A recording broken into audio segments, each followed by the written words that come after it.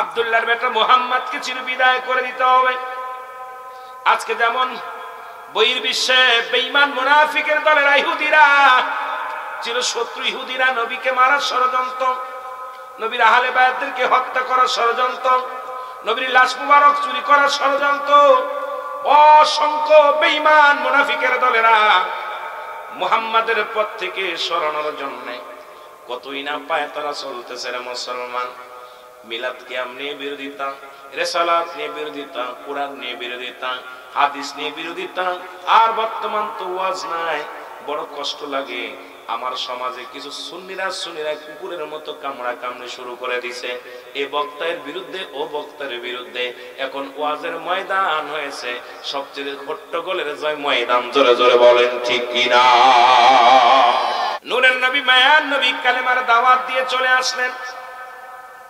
এদিকে মুসলমান শোনে না, আবু জাহেল ঘোষণা করলো আমার ভাতিজা মুহাম্মদকে যে বিদায় করে দিতে পারবে, যে সাইজ করে দিতে পারবে, তাকে অনেক পুরস্কার দিব, অনেক হাদিয়া দিব।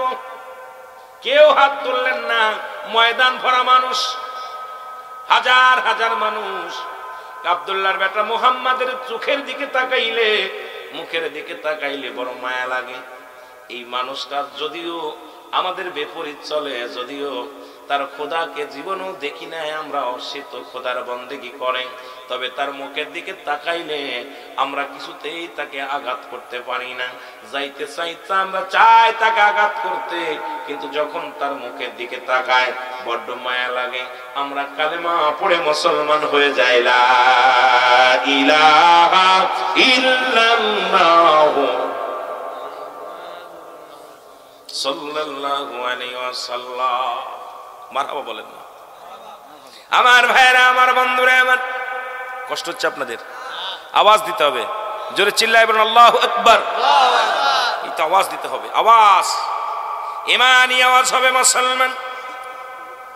এবার পিছন থেকে একজন বললেন আমি তোমার ভাতিজা মুহাম্মদকে বিদায় করে দিব, বিদায় করে দিব। বলে তোমার নাম কি? কয় আমার নাম আমর। নাম কি? আমর। নামটা কি? আবার উমর মনে করেন না, নাম কি? আমর। বলে আমি বিদায় করে দিব, বিনিময় আমাকে কি দিবা? ওই বিনিময় আমার সুন্দরী না ও সুন্দরী মেয়ের সঙ্গে তোমার বিবাহ দিয়ে দিব, 100 লাল ঘোড়া তোমারে দিয়ে দিব। আমার কয়েকশো ঘোড়া লাগবে না, 100 উট আমার লাগবে। যদি 100 উট আমারে দিয়ে দাও তাহলে মুহাম্মাদের লাশ তোমার পায়ের ঘরে পৌঁছে যাবে, আমি কথা দিলাম। জোরে জোরে চিল্লায় বলা যাবে না নাউজুবিল্লাহ। আমার ভাইয়ের আওয়াজ খেয়াল করে শোনা লাগবে, মেমোরি দিয়া। রাত জেগে বসে বসে লাভ নাই, ঠান্ডা লাগায় লাভ নাই। ওই গজল গায়ে গজল গালাম আর জিকির করলাম, এটা নিয়ে কিছুই ফায়দা নয়। নবীর কিছু কথা শোনেন, আলোচনা শুনতে হবে, প্রাণ খুলে শুনতে হবে। যদিও আমার ভাষার লগে আপনাদের ভাষা মিল হবে না, আমার মাগুরা জেলার ভাষা এক দেশের গালি এক দেশের বলি, আপনাদের ভাষার লগে কখনো আমার ভাষা মিল হবে না। তবু চেষ্টা করবো আপনাদের ভাষায় কথা বলার জন্য। আল্লাহ যেন গোলামের মুখ দিয়া খাস খাস কথা বলার তৌফিক দান করে। জোরে বলুন আমিন। আর একটু জোরে চিল্লায় বলুন আমিন। বললেন কি বললেন? এ মুসলমান, বললে আমি রাজি, তবে তোমাকে আমি পরীক্ষা করে দেখবো তুমি কেমন বড় মস্তান। কুস্তিয়ান দেখবো। যুদ্ধ শুরু হলো, 10 জন 15 জন সবার সাথে লাগলেন, আমর জয়লাভ করলেন।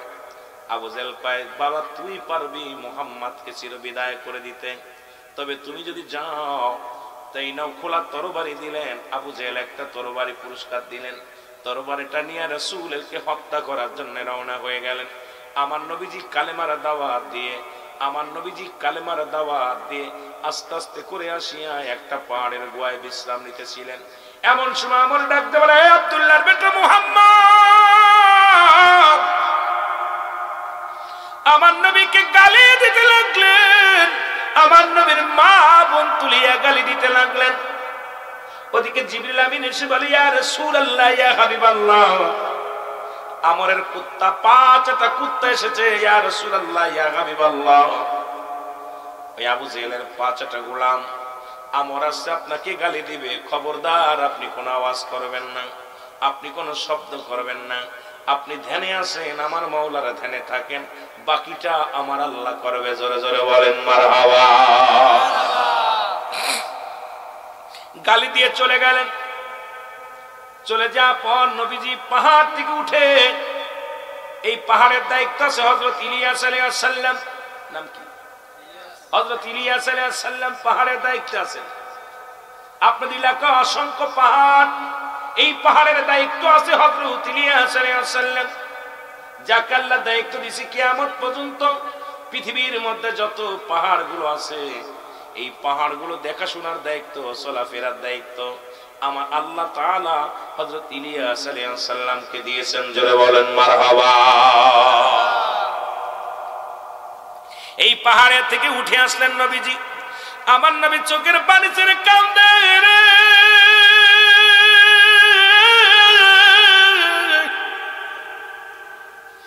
নবী আমার চোখের পানি ছেড়ে কাঁদে বলে, মালিক জীবনে কোনদিন আমার বাবারে আমি শরীয়তের চোখ দিয়া দেখি নাই। আল্লাহ তুমি জি বলে আলম ইয়াজিদকা ইয়াতীমান আল্লাহ বলেন হাবিব আমি তোমার এতিম বানাইলাম। নবী আমার এমন এতিম, নবী মায়ের গর্ভে যখন 6 মাস বাবা ছিল বিদায়, নবীর বয়স যখন 6 বছর হলেন মা জননী বিদায় হয়ে গেলেন। 6 বছর 6 মাস নবীর দাদা আব্দুল মুত্তালিব বিদায় হয়ে গেলেন। আমার নবীজি যে ডালটা ধরে সেই ডালটা ভেঙে যায়। আমার নবী কান্দে, আমার আল্লাহ ডাক দিয়ে কয় হাবিব আপনারে তো আমি এতিম বানাইলাম, আপনাকে তো আমি অসহায় বানাইলাম, আবার তামাম পৃথিবীর মধ্যে আপনাকে আমি রহমতের পেয়ালা দান করলাম। ওমা আরসালনাকা ইল্লা রাহমাতাল লিল আলামিন। আর একটু জোরে বলা যাবে না? নবী বাদশার বাদশা। নবী কেমন বাদশা ছিলেন? অনেক বেঈমানেরা কয় নবী সিরা কাপড় গায়ে দিছে, নবী 70 তালি কাপড় গায়ে দিছে। এ উলামা ইকরাম শোন, হ্যাঁ গায়ে দিছে। নবীজি মাটিও কাটছে, মাটিও টানছে, নবী বকরি চড়াইছে। কিন্তু নবীজি আমার বাদশার বাদশা ছিলেন। আমার নবীজি যে জামাটা গায়ে দিতেন তৎকালীন জামানায় 42,000 দিরহাম, যা পৃথিবীর মধ্যে কোন রাজা বাদশা এত দামি কাপড় গায়ে দিতে পারে নাই। সুতরাং আমরা সুন্নিরা আমার নবীর মাথা উঁচু হয়, আমার ইসলামকে যখন বড় করা হয় সুন্নিরা মজা পায়। আর যখনই বলি নবী 70 তালি গায়ে দিছে তখন ওহাবিরা খুশি হয়। জোরে বলেন ঠিক কি না? খেয়াল রাখা লাগবে, রাসূলুল্লাহ যে কাপড়টা গায়ে দিছে 42,000 দিরহাম তৎকালীন জামানায় দাম ছিল, যা পৃথিবীর মধ্যে আজ পর্যন্ত কোন রাজা বাদশা পড়তে পারে নাই। আমার নবী কি গরিব ছিল না বাদশা ছিল? যারা বলেন কি ছিল? আল্লাহ বুঝতে হবে। আবার নবী 70 তালি কাফিও গায়ে দিয়েছে। কারণ এই ওয়াজ আমাদের বুঝতে হবে, নবী যে এটা বুঝাইছে আমার উম্মত যদি গরিব হয় যেন দুঃখ না পায়, সেজন্য মনে কষ্ট না পায়, যে সে মনে মনে বলতে পারে আমার নবীও তো সিরা কাপড় গায়ে দিয়েছে। এই জন্য আমার নবী খানা, তিনি বা রাজা ছিলেন, প্রধানমন্ত্রী ছিলেন, আমার নবী তো না খেয়েও পেটে পাথর বাঁধছে, নবী খুরমা খেয়েছে। যারা অসহায় মানুষ তারা যেন বলতে পারেন আল্লাহ আমি গরিব মানুষ। কিন্তু আমার নবীজিকে এটা শিক্ষা দিছে, তোমরা গরিব হলেও আমি নবী যে না খেয়েছিলাম, আমিও ঘর ছিল না, বাড়ি ছিল না, অসহায় ছিলাম। আবার ধনীও যদি হয় তুমি প্রমাণ, তুমি বলতে পারবে আমার নবীও তো বাদশার বাদশা ছিল। আমরা মুসলমান ধনী হই গরিব হই, আমার প্রিয় নবী রাহমাতুল লিল আলামিনের সম্মান যাতে উচ্চ হয় এটাই আমাদের চাওয়া। জোরে বলেন ঠিক কিনা? কিন্তু আমরা নবীরে অনেক সময় নবীর কথা বলে, নবীর এটা ছিল এটা ছিল, খালি ওইটা ছিল ওটা ছিল, আসলটা কথা কইস না কেন? নবীর আমার নবী যে বাদশার বাদশা ছিল একবার তোর মুখ দিয়ে আসে না। নবী তো রাজত্বই করেছেন, নবী তো রাজসিংহাসনে বসেছেন। আমার নবীর যে কাপড়, যে খাবার খেয়েছেন, নবীর সামনে যে খানাগুলো আসতো, এইরকম স্বর্ণের প্লেটে খানা আসতো। অনেক বেঈমানের দলেরা কই নবীর খানা পাইনি, নবী পিঠে পেটে পাথর বাঁধছে, কিন্তু আমার নবীজি স্বর্ণের প্লেট পর্যন্ত ছিল, পানির পেয়ালা স্বর্ণের ছিল, নবীজি এই ইকি মুবারক দস্তারখানা মুবারক অনেকটা ছিল, যার মধ্যে চাকচিকি করতো পৃথিবীর সবচেয়ে রাজার রাজা বাদশার বাদশা হলো রাহমাতাল লিল আলামিন। জোরে বলেন ঠিক কিনা? কিন্তু আমাদের দেশের বোকারাম কিছু মৌলবীরা আমার নবীকে খাটো করে, তখনই মাথার ভিতর মাথাটা গরম হয়ে যায়। কেন আমার নবী তো খালি গরিব ছিল না, বাদশা ছিল, সবই বলতে হবে। অতীত বর্তমান ভবিষ্যৎ তিনটা হালাত। জোরে বলেন ঠিক কিনা? অতীত বর্তমান ভবিষ্যৎ। কি ছিল অতীতে সেটা চিনতে, বর্তমানে কি আছে আর ভবিষ্যতে কি হবে। আহা, যার হুকুম ছাড়া সমস্ত নবীদের নবী, যিনি কুল কায়নাতের নবী, তাকে যখন ছোট করে কথা বলে আমার মৌলবীরা সুন্নিরা ওহাবিদের মতো কায়দায় কথা বলে, তখনই মনের ভিতর আঘাত লাগে যে কার বিরুদ্ধে কথা বলিস, কার বিরুদ্ধে কথা বলিস, কোথায় হাত লাগাস, সাবধান। জোরে বলেন ঠিক কিনা? নবী বলেন হায়াতি খায়রুল লাকুম ও মামায়াতি খায়রুল লাকুম। নবী বলে উম্মতিরা রে, এই পৃথিবীর মধ্যে আমি নবী আগমন করলাম আমার উম্মতের কল্যাণের জন্য। জোরে বলেন মারহাবা। কত সুন্দর কথাগুলো নবীজি বলতেছেন। নবী বলেন আমার উম্মতিরা শুনে নাও, আমি নবী তোমাদের সঙ্গে চলাফেরা করেছি, কথাবার্তা বলেছি।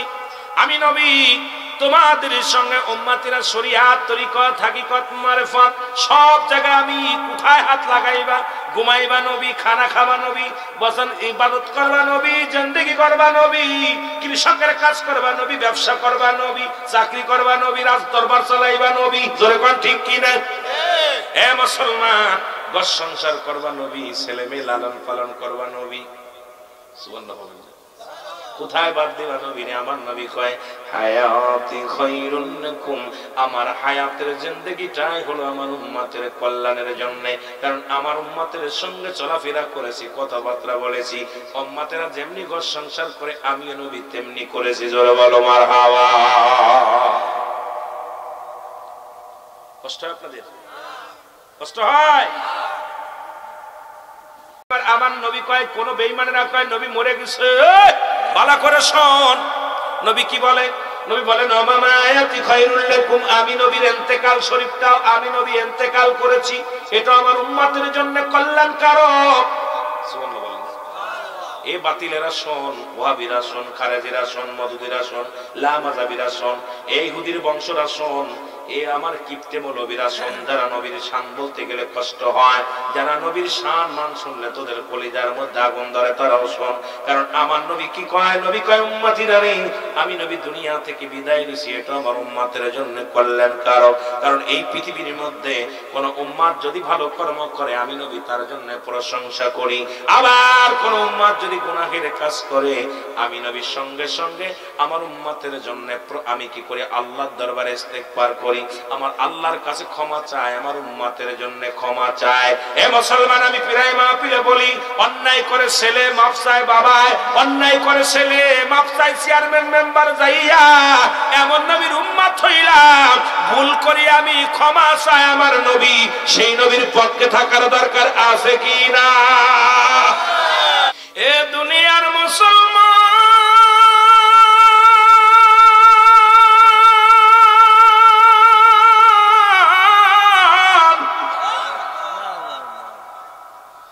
রহমতের নবীর আলোচনা করতেছিলাম গো,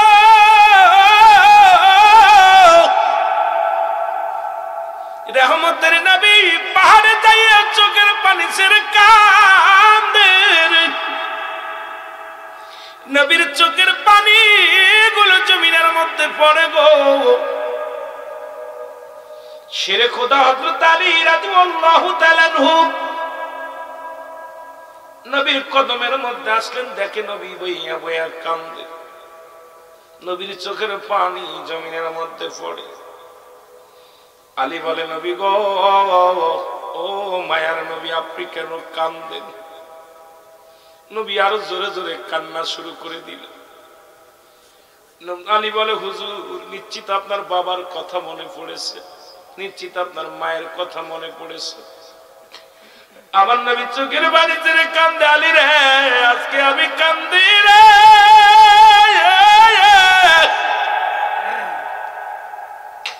আমি জীবনে কোনদিন এই শরীয়তের চোখ দিয়ে আমার বাবারে দেখি নাই। আমি নবী এতিম,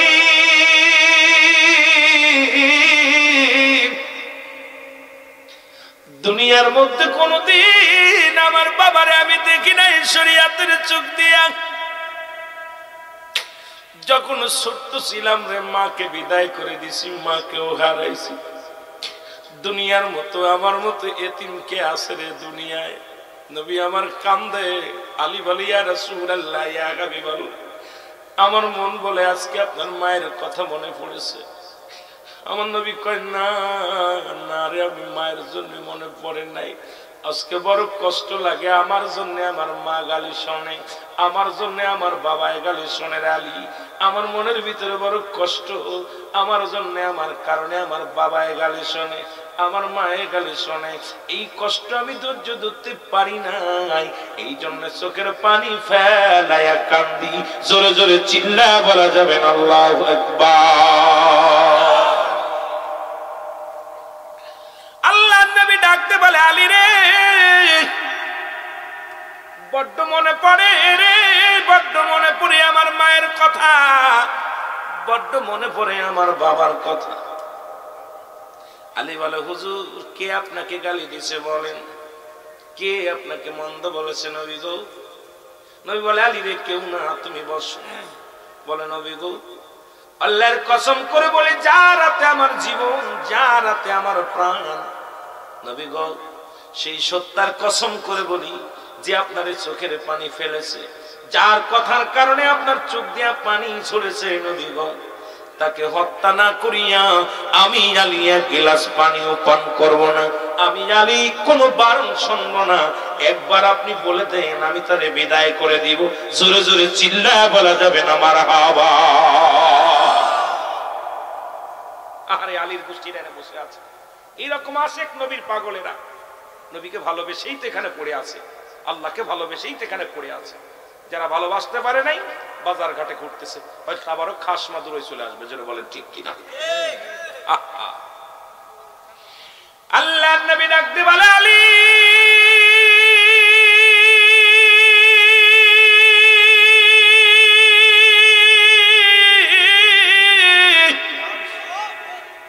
যে আমারে গালি দিছে রে, যে আমারে মন্দ বলেছে, তুমি তার কিচ্ছু করতে পারবে না, বসরে আলী। আলী বলে ইয়া রাসূলুল্লাহ ইয়া হাবিবাল্লাহ, কে আপনাকে গালি দিল, কে আপনাকে মন্দ বলল, কে আপনার চোখের পানি জড়াইল? নবী গো এই জীবন যদি চলে যায় কোনো মায়া করি না। ও নবী আমি বেঁচে থাকতে আমার নবীজির চোখ দিয়া পানি বাইর হবে, আমি বেঁচে থাকতে আমার নবীজি কাঁদবে, আমি আলী মানতে পারি না ইয়া রাসূলুল্লাহ ইয়া হাবিবাল্লাহ। আল্লাহ নবী মায়ার নবী গো, মায়ার নবী,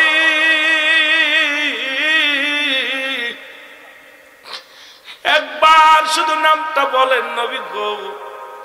আমার নবী বলে আলী রে, সেই লোকটার কাছে অনেক কষ্ট আছে, অনেক টাকা পয়সা আছে, অনেক কষ্টের ভান্ডার আছে। আলী বলে নবী গো আমি আমার কাছে অস্ত্র আছে। জোরে জোরে বলেন মারহাবা।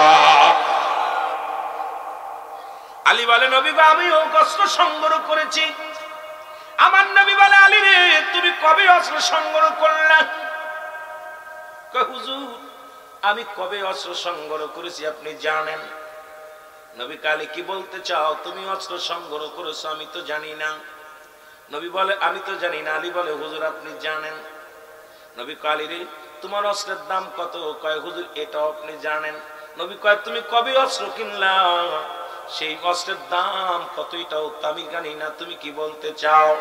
আমার নবী কালী রে তোর অস্ত্রের পাওয়ার কেমন? কয় হুজুর এটাও আপনি জানেন। জোরে জোরে চিল্লা বলা যাবে না মারহাবা। ও নবী গো আমরা গুনাহগার, বলো সালাত সালাম জানাই, সালাত সালাম আপনার পরে। ও নবী গো আর আরো জোরে বলেন আমরা গুনাহগার গো নবী আমরা গুনাহগারে বলো আমরা গুনাহগার গো নবী গারে ও নবী গো ও নবী ও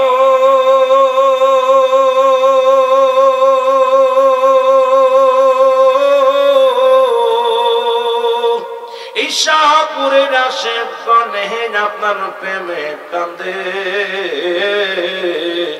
দেখা দাও গো দয়াল নবী দেখা দাও গো দয়াল নবী একটি বার আমারে ও নবী গো আমরা গুনাহগারে ও নবী গো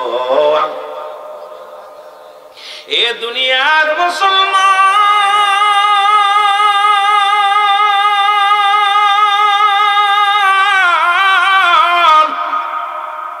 দিলের কান্ডা লাগা শোনো গো নবী বলে আলী রে তোমার অস্ত্রের দাম কত তোমার অস্ত্রের পার কেমন কবে সংগ্রহ করলাম আলী বলে হুজুরের সব আপনি জানেন নবী কালী রে কি বলতে চাও তুমি কবে কিনলা অস্ত্র জানি না পার কেমন তাও জানি না কবে সংগ্রহ করেছে তাও জানি না দাম কত তাও জানি না আলী কয় হুজুর সব আপনি জানেন সুবহানাল্লাহ বলেন না নবী কালী তোমার অস্ত্রের দুটির নাম বলো কি অস্ত্র সংগ্রহ করেছ নাম বলো আলী বলে হুজুর বেয়াদবি মাফ করবেন আপনাকে কে গালি দিছে আগে বলেন তারপরে আমার অস্ত্র দুটির নাম বলবো নবীর লাগে আগে কি করলেন সন্ধি করে নবী গো আমি আপনার অস্ত্র দুটির নাম বলবো আগে কে গালি দিছে আপনি বলেন নবী চোখের পানিগুলো মুছে বলে আলী আবু জেহেলের এক নাম্বার সামসা নাম হলো আমর সামনে গালি দিছে রে বড্ড কষ্ট পেয়েছি আমি অন্তরে কারণ আমার মা নাই বাবা নাই আমি নবী তিন জোরে বলো আল্লাহু আকবার আলী বলে নবী গো ও মায়ার নবী আমার অস্ত্র দুটির নাম শুনে নিবেন আমি অস্ত্র দুটির নাম আমি বলবো নবী কয় বলো বলো হুজুর আমার এক নাম্বার অস্ত্রের নাম বলো আমার আল্লাহ সুবহানাল্লাহ বলেন আর একটু জোরে বলেন আমার এক নাম্বার অস্ত্রের নাম কি আরো জোরে আল্লাহ দুই নাম্বার অস্ত্রের নাম হলো মুহাম্মাদুর রাসূলুল্লাহ জোরে জোরে চিল্লায় বলা যাবে না সাল্লাল্লাহু আলাইহি ওয়াসাল্লাম অস্ত্র দুটির নাম শুনেছেন কথা বলেন অস্ত্র দুটির নাম শুনেছেন কি কি নাম আল্লাহ আল্লাহ রাসূল আমার নবী কালী রে পাগলামি করিস না ওয়ালি কই আল্লাহর নবী গো এই দুটি অস্ত্র যতক্ষণ পর্যন্ত আমার কলবের মধ্যে জারি থাকবে যতক্ষণ পর্যন্ত এই দুটি অস্ত্র আমার ভান্ডারে থাকবে নবী গো পৃথিবীর সমস্ত অস্ত্র আমার অস্ত্রের কাছে সব ধুলিসাৎ হয়ে যাবে জোরে বলো মারহাবা আল্লাহর নবীর কাছ থেকে আলী রওনা হয়ে গেলেন আমার নবী ডাক দে আলী যাস না রে যাস না ও আলী ফিরে আয় নবী বলে ইয়া রাসূলুল্লাহ আলী বলে ইয়া রাসূলুল্লাহ ইয়া হাবিবাল্লাহ জিনে দিছে যতক্ষণ পর্যন্ত এই জিহ্বাটা আপনার কদমের মধ্যে আনতে না পারবো ততক্ষণ পর্যন্ত আমি আপনার সামনে আর মুখ দেখাবো না নবী গো আল্লাহর কসম করে বলি আমার নবী কষ্ট পায় আমি আলী কি নিয়ে বাঁচবো আরে নবী সারা বাঁচতে পারি না রে সেই নবী লাগবে কবরে নবী লাগবে মিজানে নবী লাগবে ফুলসিরাতে নবী লাগবে ইয়াউমাল কিয়ামতের ময়দানে নবী বিনে কোনো বান্ধব নাই রে সেই নবীর বিরোধিতা করে যখন বাতিলেরা কথা কয় কলিজার মধ্যে বড্ড আঘাত লাগে। আল্লাহ নবীরে ভালোবেসে যদি মরণ হয় মরতে রাজি, নবীরে ভালোবেসে যদি বাঁচতে রাজি হয় বাঁচতে রাজি। আল্লাহ নবী ছাড়া আমার জিন্দেগি বরবাদ, কারণ নবী লাগবে মরণে, নবী লাগবে মিজানে, নবী লাগবে ফুলসিরাতে, নবী লাগবে কিয়ামতের ময়দানে, নবী লাগবে মুসলমান সবখানে নবী। আপনার জিন্দেগি আমার জিন্দেগি নবী, নবী বিনে কোনো বান্ধব নাই, কোনো উপায় নাই। জোরে জোরে চিল্লায় বলেন ঠিক কিনা? এই উপায় নাই রে, উপায় নাই রে, উপায় নাই। আমার দয়াল নবীর কদম বিনে উপায় নাই। বলেন দয়াল নবীর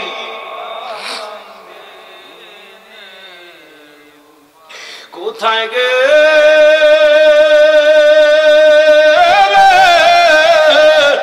পাবো গো রাসূল আপনাকে, কোথায় গে পাবো গো বান্দব তোমারে। গমের ঘরে বইলা গজায় আমারে, বলেন গমের ঘরে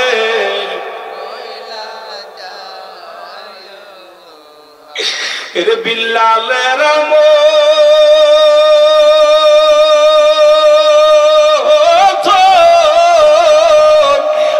আশেক যদি আমরা হইতাম।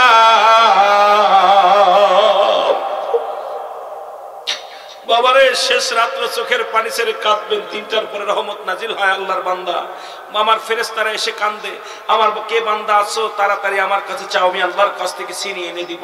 মহব্বতে বলেন বেল্লালের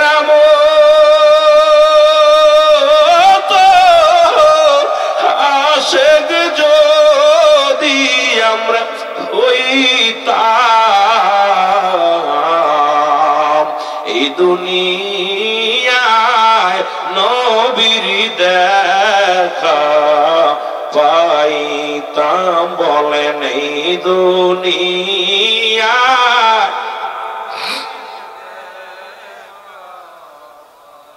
দেখা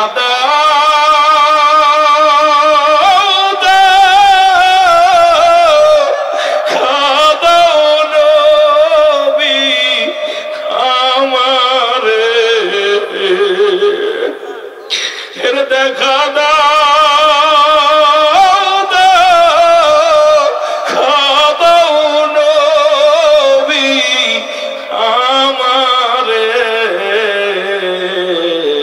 ওরে পরাণ ভইরা দেখব গো আমি তোমারে, ভালো পরাণ দেখব আমি আপনারে। আল্লাহুম্মা চোখের পানির বড় দাম বাজান, চোখের পানির বড় দাম মহব্বতে। ওয়ালা আলি সাইয়্যিদিনা,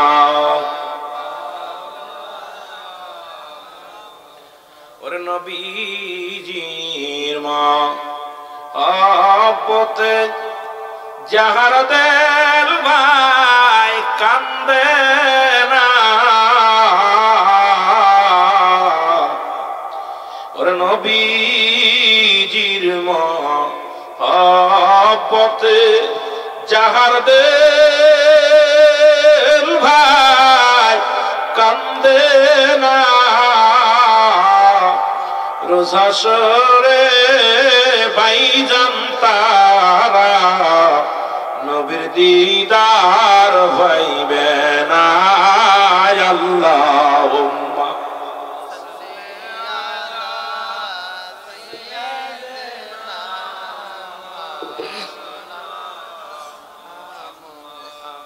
وعلى آل سيدنا। এ আমার ভাইরা, আমার বন্ধুরা, নবীর কথা বললেই কলিজাটা ঠান্ডা হয়ে যায়। নবীর শান শুনলে আশিকের কলিজা ঠান্ডা হয়ে যায়। হৃদয়বান মানুষের মধ্যে কলিজার মধ্যে খেস করে ধরে, কিন্তু বেঈমানদের কলিজার মধ্যে আগুন ধরে যায়। জোরে কোন ঠিক কিনা? নবী কয় আলীরে যাস না, আলীরে যাস না, পাগলামি করিস না। আলী বলে নবী গো, আমি বেঁচে থাকতে আমার নবীজির পানির পড়ছে জমিনের মধ্যে, আমার নবীর চোখের পানি পড়ে, আমি কিছুতেই মেনে নিতে পারবো না। নবী চলে যায়। আল্লাহ নবী দুটি হাত উঠাইয়া দিলেন। নবী দুভাবে দোয়া করতেন। নবী একভাবে সুদা দোয়া করতেন, আবার উল্টা দোয়া করতেন। ও বাতিলেরা শোন, কোন কিতাবের মধ্যে পাস নাই? কয় দোয়া করা জায়েজ নাই। তোদের ওই মুরব্বীদের কিতাব ফতোয়া দেওবন্দের মধ্যে, এ মুসলমান, প্রথম খণ্ডের মধ্যে 33 নম্বর পৃষ্ঠার মধ্যে বয়ান করেন মুফতি শফিক আহমেদের লেখা। তোদের মুরব্বীর গোষ্ঠী মুরব্বী যারা দেওবন্দে পড়ানো হয়, এ ওহাবির বাবারা, তোরা চোখি দেখিস না, বড় কষ্ট হয়।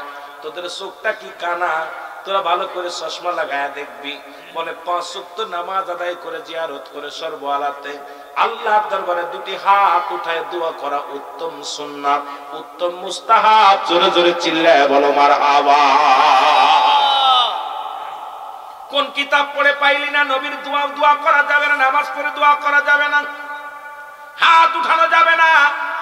তোদের গুরুরা কয় কি তোরা করিস কি রে বাবা?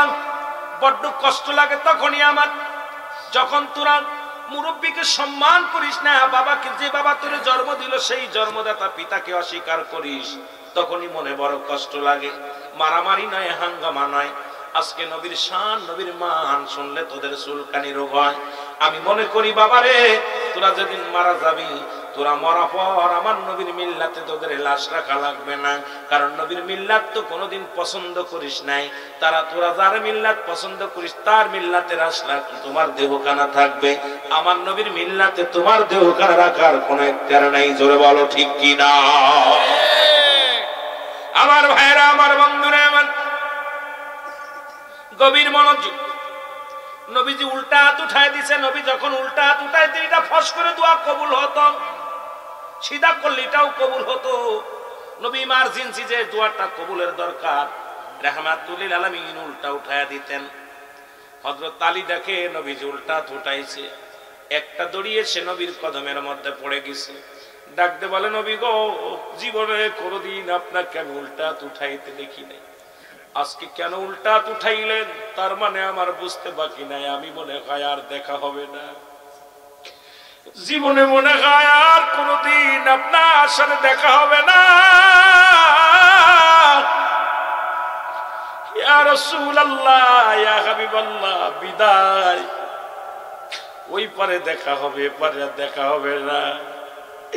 ইয়া রাসূলুল্লাহ, ইয়া হাবিবাল্লাহ, আমার মন বলে আর হয়তো আপনাকে আমি দেখতে পাবো না, জীবনে আর কোনদিন দেখা হবে না। ইয়া রাসূলুল্লাহ, ইয়া হাবিবাল্লাহ। আমার নবীও কান্দে, আলীও কান্দে। আমার নবী ডাকতে বলে, আলী শুনে রাখ, আমি এইভাবে আল্লাহর দরবারে দোয়া করলাম, আমার আল্লাহ যেন অতি ফস করে আমার কদমের মধ্যে তোরে হাজিরি করে দেয়। তোরে ছাড়া আমার ভালো লাগে না, তোমারে ছাড়া আমার ঘুম আসে না রে আলী, তোরে না দেখলে আমার মন ভালো লাগে না, এই কারণে দোয়া করলাম রে আলী, আমার আল্লাহ যেন অতি ফস করে আমার কদমের মধ্যে তোরে যেন হাজির করে দেয়। জোরে জোরে চিল্লায় বলেন মারহাবা। এর মদিনাওয়ালা, কামলিওয়ালা, মদিনাওয়ালা, রে আমায় তুমি দেখা দাও, আমার মনে বড় আশা ছিল যাব মদিনায়, আমার মনে বড় আশা ছিল আরব সাগর পাড়ি দিব নাই তোমাদের তরি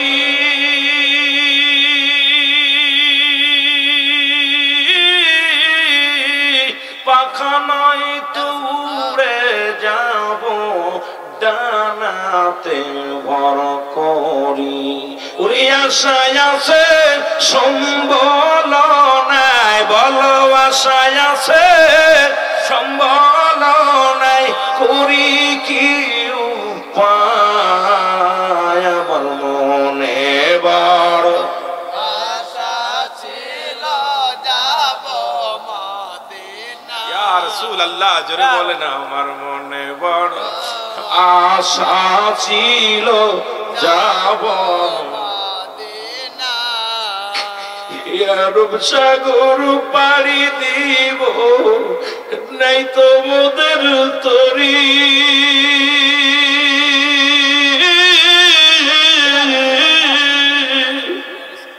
পাখা নাই রে যাই কেমনে ডানাতে ভর করি ওরে আশায় আছে সম্বল নাই বলো আশায় আছে সম্বল নাই করি কি আমার মনে বড় আশা ছিল যাব আরো জোরে বলেন আমার মনে বড় আশা ছিল যাব কি যাব ভাই বাংলাদেশি সোনার মদিনা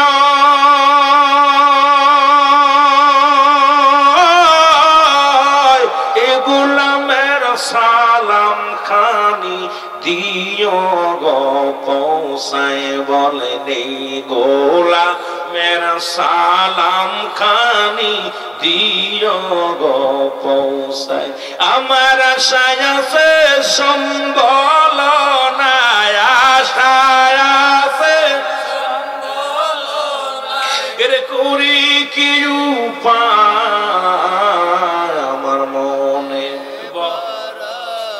আশা ছিল